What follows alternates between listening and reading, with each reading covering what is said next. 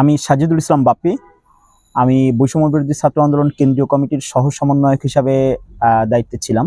আমি খুলনা জেলা বৈষম্য বিরোধী ছাত্র আন্দোলনের সদস্য সচিব হিসাবে দায়িত্বে ছিলাম। দেখুন, খুলনা ৬ আমাদের পাইকগাছা এবং কয়রা অঞ্চল। আমি আমি আমি আমি পাইকগাছার সন্তান এবং আমি দীর্ঘদিন ধরে আমি পাইকগাছা এবং কয়রা অঞ্চলে কাজ করতেছি এবং পাইকগাছা এবং কয়রা অঞ্চলের মানুষ চায় যে এবার তারা তাদের ঘরের সন্তানকে তাদের সন্তানকে জনপ্রতিনিধি হিসাবে নির্বাচিত করতে চায়।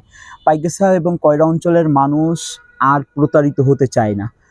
আমার অঞ্চলের মানুষ আমরা যখন তাদের কাছে গিয়েছি, আমরা যখন তাদের সাথে কথা বলেছি, তখন তারা আমাদেরকে বলেছে তারা অতীতে বারবার প্রতারিত হয়েছে, তারা ভবিষ্যতে আর প্রতারিত হতে চায় না।